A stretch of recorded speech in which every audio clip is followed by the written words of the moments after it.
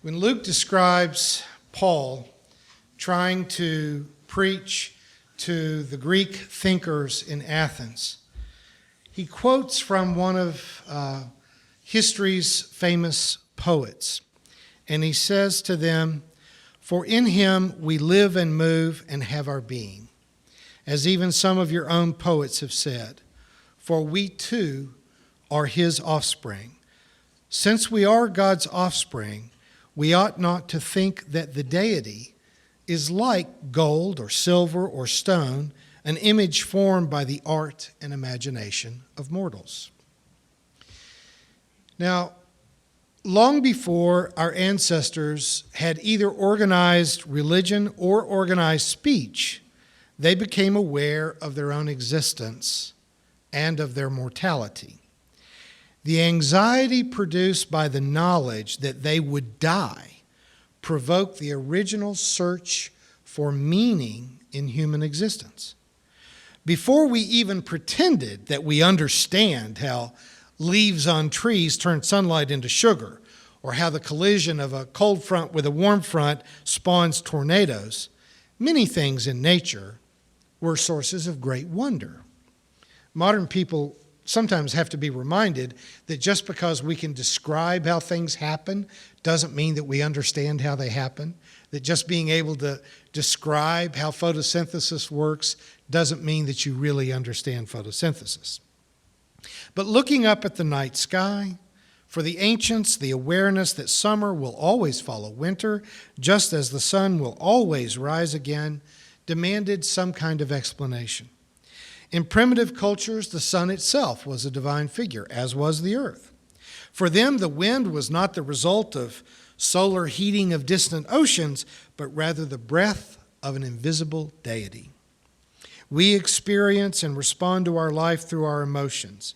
And so it's natural then for ancients, when the rain doesn't come, or the rivers flood, or winter is too harsh, to assume that the gods are angry or offended or waiting for some sacrifice or a sign of devotion.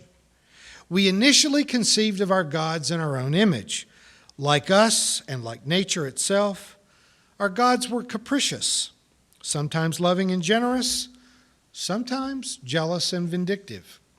We talked of gods who were like us, only bigger and stronger, with longer lives, but with all of our foibles and our appetites. So we built houses for our gods to live in. We sacrificed food on altars to feed them. We poured out wine and blood to appease them.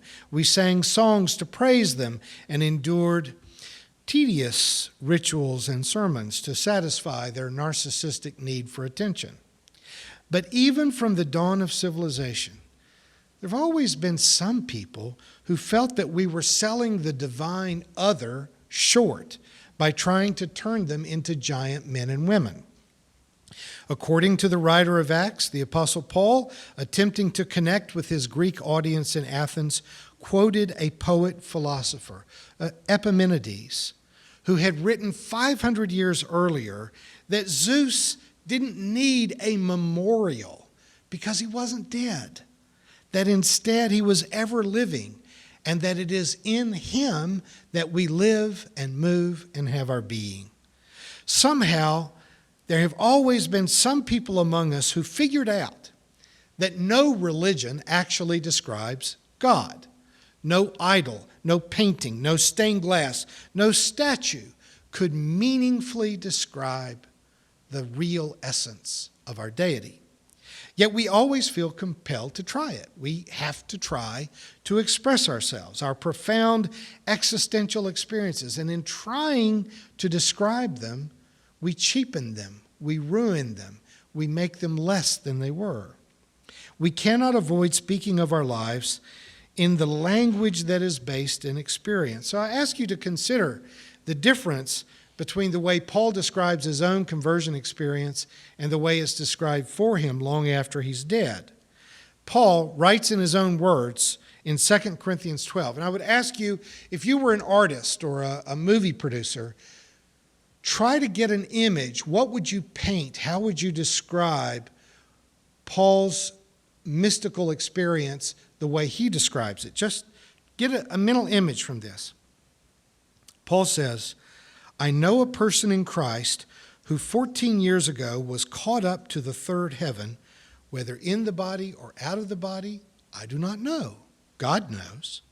And I know that such a person, whether in the body or out of the body, I do not know, God knows, was caught up into paradise and heard things that are not to be told, that no mortal is permitted to repeat. Now, see, do you get an image? How would you paint that? How would you express that? He doesn't mention any concrete visuals. He knows that something profound happened to him, but he claims to not even know if he was still in his own body or not when it happened. And so he doesn't use any language about seeing winged angels or a giant enthroned king. But a generation later, Luke writes in the book of Acts, and Luke is writing to bolster Paul's reputation. Luke is writing to make the early church see Paul as an authority figure. And so he describes his conversion in Acts chapter 9 this way, and he describes it two more times in Acts chapter 22 and 26, slightly differently. But authors in those days are trying to make a point. They're not trying to write history, so they're pleased to write the same story in the same book three different ways to make different points. But in chapter 9 it says, now try to get an image out of this, okay? Now he was going along and approaching Damascus. Suddenly a light from heaven flashed around him. He fell to the ground and heard a voice saying to him, Saul, Saul, why do you persecute me? He asked, Who are you, Lord? The reply came, I am Jesus, whom you are persecuting. But get up and enter the city, and you will be told what you are to do. The men who were traveling with him stood speechless because they heard the voice but saw no one. Saul got up from the ground, and though his eyes were opened, he could see nothing. So they led him by the hand and brought him into Damascus. For 3 days he was without sight and neither ate nor drank. Now see, that's almost like a movie script. You could portray every part of that. So every painting you have ever seen of the conversion of Paul is not based on Paul. It's based on this Acts account that was written long after Paul was dead. But that's how these things happen. Paul has a profound experience that he struggles to describe. A generation later, they describe it in very concrete terms, but it's not at all like what Paul says. And between you and me, if something like this had ever happened to Paul, he wouldn't have stopped talking about it. He would have had descriptions of this event in every letter that he wrote. But we have a deeply felt experience of the divine other. But talking about that experience, it's always like trying to nail smoke to the wall. Anything that you say about it starts to diminish it, starts to make it less than it was.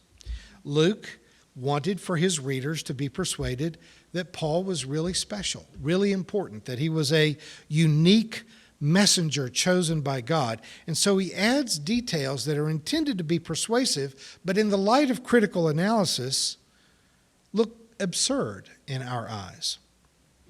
When I started in graduate school more than 3 decades ago, our professors demanded that we not reference God as being male, that we needed to give up on the image of God as a giant Caucasian with white hair and a long beard seated in the clouds. And you wouldn't believe how much resistance there was to that 30 years ago, that people just, Jesus called God Father, God's referenced as a male so often in the scripture. So people really resisted being told, if you reference God as a male in one of your papers, you will get an F and you won't get a chance to rewrite the paper. They were that insistent. But when you say to people, oh, so you're sure that God is a man, how big are his feet? How long is God's beard? When you start to ask people to concretize that insistence of gender, it starts to look pretty ridiculous. And of course, folks, to be male rather than female means that you have male boy parts. And if you start trying to describe those divine parts, that's pretty much a Sunday school showstopper right there. People will back off of that conversation really quickly. But some things are only evident when they are pushed to the point of absurdity. Now, hopefully the matter of God having a gender is long settled. But the problem of our desire to have concrete images in which to conceive of God, that persists. We use images to try to express ourselves, to understand, and to communicate all of our experiences. Now, when we were young, our first science teacher showed us illustrations of atoms with little colored balls. And one color was neutrons, another was protons, and they were surrounded by brightly glowing electrons moving in predictable orbits around shells, around the nucleus of the atom. And in our young minds, we thought if we could actually see an atom, they would look just like that. Of course, you can't see an atom just by the nature of light. There's no way to magnify an atom to the point that you could see it. But if you could, it would look nothing like the model. And yet, that model helps us to understand the behavior of atoms, how they act in nature. So that model helps us to form a basis for talking about chemistry and then biology and physics. In fact, we would likely never have made much progress in our comprehension of the sciences if we had not at the very beginning oversimplified reality just so that we could get a toehold, so that we could make a start initially climbing up into the light of understanding. Similarly, we began our religious education with stories about miracles, and we made tablets out of molding clay to look like the Ten Commandments, and we learned about anthropomorphic images of God who, to any rational thinker, defies description. Yet we imagine God in human form. We created a God who has emotions, who feels like we feel, and who understands us yet loves us. The dark shadows of our minds sought to resolve our feelings of guilt and fear by creating an imaginary pathway out of mortality and death and into a state of forgiveness, acceptance, and even of eternal reward. Now, not all religions have a clear concept of an afterlife, but the experience of people who were weak, who were enslaved, who were abused, filled them with a powerful existential longing for the universe to give them some justice, some way to balance the scales of life's experience. So a final judgment followed by either reward or punishment, first cooked up, we think, by Persian slaves in the Zoroastrian religion, but a notion of heaven and hell and a final judgment, reward or punishment, gave the poor and the enslaved, the victims of abuses of power, the opportunity to believe that a loving God was in charge of the universe and would eventually punish the people who had hurt them and would bless us because we're the righteous and the deserving, and so we would get a glorious reward.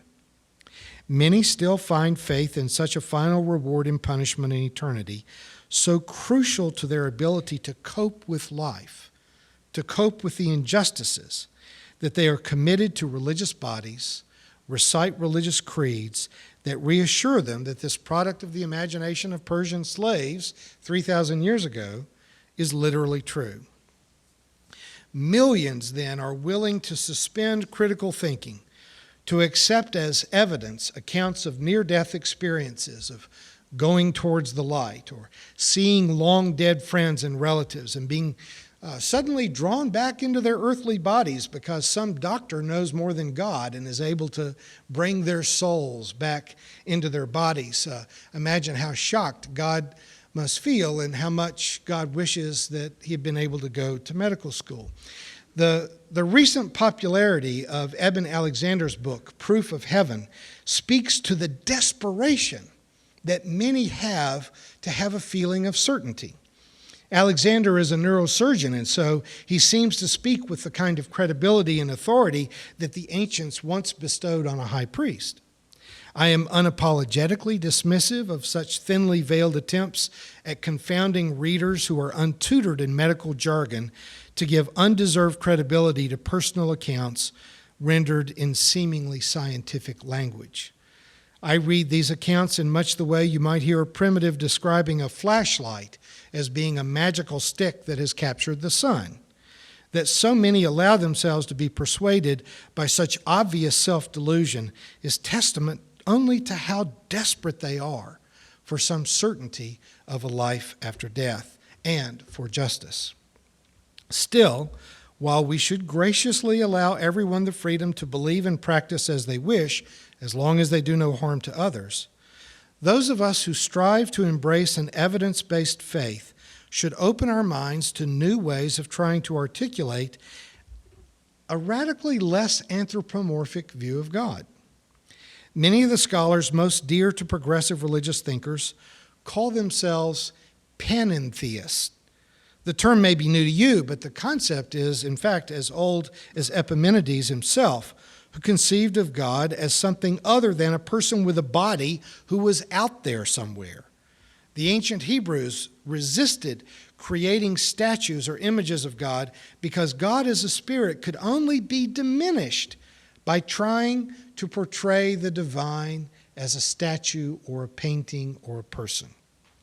Now, Western religious people often look at the religions of the East, such as Buddhism or Confucianism, and wonder aloud if they're really religions at all, because they don't have a single supernatural theistic God or a clear view of an afterlife in heaven or hell.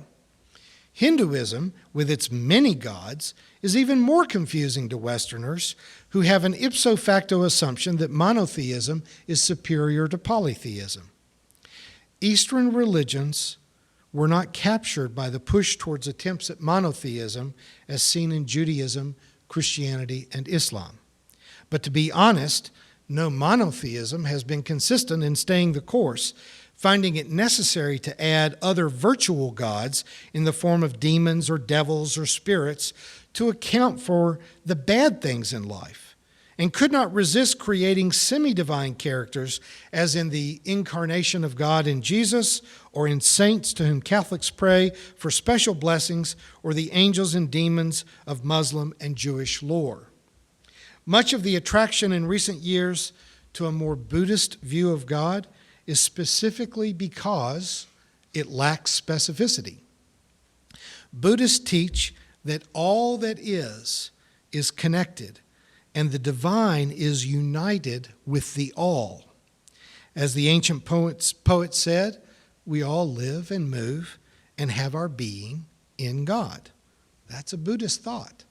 God is not a rock or a tree, but all rocks and trees are in God. God is not out there, but is both out there and in here. The Buddhists refrain from trying to describe God, but that doesn't mean that they don't believe in a divine presence. The Hindus express their understanding of the divine in hundreds of godlike images, but that's just another way of being open to the multiplicity of saying God is this and this and this and this, and not limiting how God might appear to us. In fact, a persuasive case can be made for laying the blame of most religious wars at the doorstep of monotheism. If you have a concrete worldview that says, my religion is right, and it is so very, very right, that if you disagree with it, you are not just wrong, but you're probably evil and maybe deserve to be killed for being blasphemous. There you find the historical basis for tragic human conflict. Even if the motivations of governments likely had little to do with religious beliefs, and trust me, that's my take on it.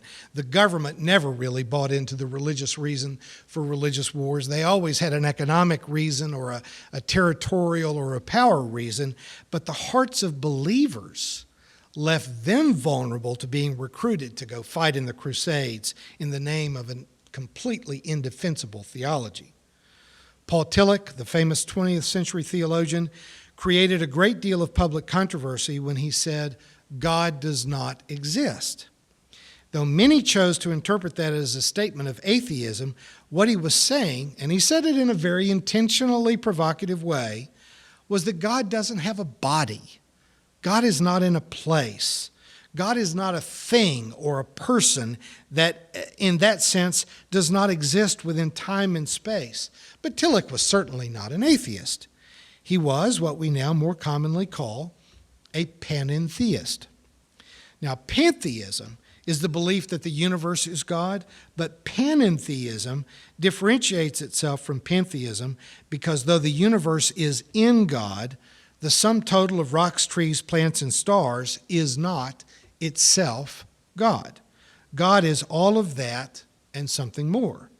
And yet almost anything we say past that does once again start to look like trying to nail smoke to the wall. And you can use every nail in the carpenter's belt, and you will have accomplished nothing when you're all out of nails, except maybe you've done a lot of damage to an otherwise perfectly good wall. As Tillich said, God is the ground of our being, though attributing anthropomorphic emotions, or will, or intent, or even intervention into human history, attributing those things to God is bound to end up in error. As one who lives and moves and has his being in God, I prefer to speak not so much in piled up adjectives about God, but in terms of my awareness of God and how that gives me a spiritual perspective on life. Now, a strict humanist or an Epicurean or a libertarian, as we see in modern politics, may seek either exclusively or primarily to scratch her or his own itches, to desire his or her own comfort and joy alone. But as a spiritual person, I choose to strive to feel myself connected to all other people and to the earth. Now, that's not a natural choice. That's a conscious decision, a conscious choice.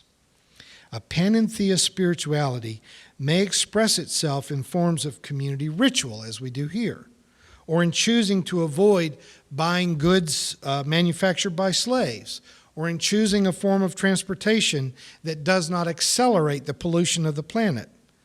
I will say much more about the implications of a spiritual worldview in the final portions of this book, but for now I'm inviting you just to let go of all idolatry, all anthropomorphic images of God. Panentheism, then, becomes the most effective way of bringing both scientific inquiry and spiritual concerns together into a consistent synthesis. It also allows for a greater interfaith cooperation. I like to introduce my students to panentheism through Marcus Borg's book, Speaking Christian, though it is the assumed theology of such authors as Bishop John Shelby Spong, Rosemary Ruther, and Sally McFay, and many more. But we also see it in Catholic scholars, such as Martin Heidegger, Karl Rahner, and Hans Küng, and in the Hasidic Jewish scholar, Martin Buber, and the Sufi Muslim writer, Muhammad Iqbal, and Buddhists, such as Alan Watts and Maceo Abe. In the hope of preserving credible, meaningful, and relevant faith into the 21st century, let's stop trying to limit God to our own religion and stop trying to manipulate the divine into doing our bidding or punishing our enemies or rewarding our friends. Let's take our foot off of God's throat because, God doesn't have a throat, and you look pretty silly trying to hold a spirit down.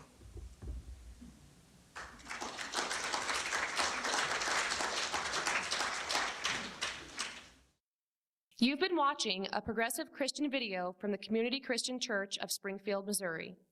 We encourage our viewers to donate to our efforts in feeding the homeless and hungry of our community.